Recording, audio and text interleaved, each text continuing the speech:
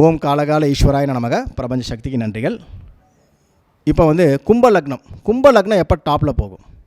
இந்த கும்ப லக்னத்தை பொறுத்த வரைக்கும் பார்த்திங்கன்னா, நம்ம லக்னாதிபதி சனி பகவான், விரையாதிபதியும் சனி பகவான். இதுதான் மிகப்பெரிய ஒரு விஷயம் இருக்குது. ஏன்னா லக்ன சுபர் நல்லது பண்ணணும்னு விதி இருக்குது. ஆனால் அவரே 12ஆம் அதிபதியாக வரார். இங்கே தான் நம்ம பிரிப்போம். உயிர் பொருள் கான்செப்டில் பிரிக்கிறப்போ இந்த 12ஆம் இடம் பொருள் விரயத்தை சொல்லக்கூடியது. அப்போ சனியும் புதனும் ராகுவும் சுக்கிரனும் இந்த லக்னத்தை பொறுத்தவரைக்கும் நன்மை செய்யாது. இந்த 4 திசைகள் போகும்போது பொருளாதார இழப்பீடுகள் வந்துக்கிட்டே இருக்கும். இவங்களுக்கு மாற்றாக எந்த கிரகங்கள் வந்தாலும் லாபத்தை கொடுக்கும்னா குரு, கேது, சூரியன், சந்திரன், செவ்வாய்.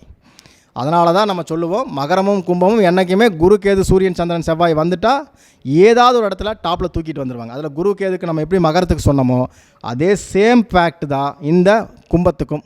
குரு திசை, கேது திசை இதில் உட்காந்துருச்சுன்னா, இது குரு கேதில் இணைவெல்லாம் எதுனா இவங்கெல்லாம் கும்பமெல்லாம் பாருங்கள், நிறைய கோடீஸ்வரங்களை நீங்கள் பார்க்கலாம்.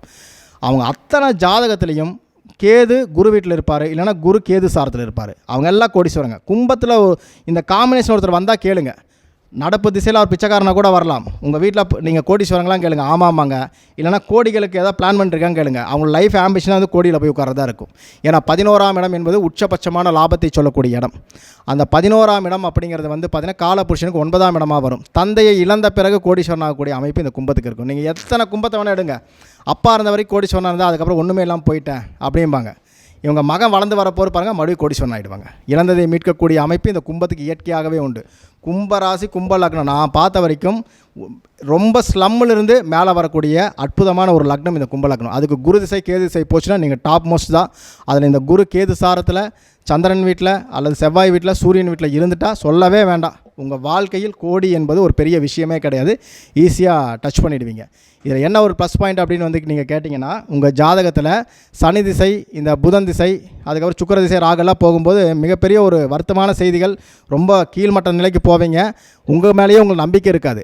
ஆனால் ஒரு சின்ன பாயிண்ட் கிடச்சா போதும், வச்சுட்டு அதை யூஸ் பண்ணக்கூடியதில் கும்பத்துக்கு மிக முக்கியமான பங்கு உண்டு. ஏன்னா இந்த 2, 11 கூடிய நட்சத்திரங்கள் இருக்கு இல்லையா, 4ல் 3 பங்கு அந்த லக்னத்துக்கூடையே இருக்கும். இவங்களுடைய எண்ணங்கள் எப்பொழுதுமே பார்த்திங்கன்னா லாபத்தை நோக்கி மட்டும்தான் போகும்.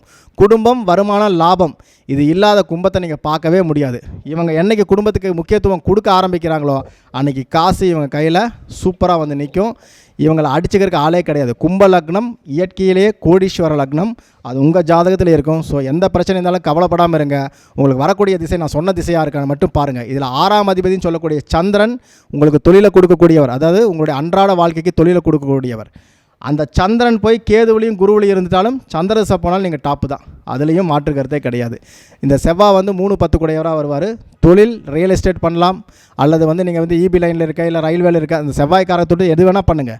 இந்த திசைகள் போகும்போது பாருங்கள், உங்களுடைய வாழ்க்கையில் உங்களுடைய கேரியரில் மிகப்பெரிய ஒரு டாப்பான நிலைமைக்கு போய் உட்காந்துருவீங்க.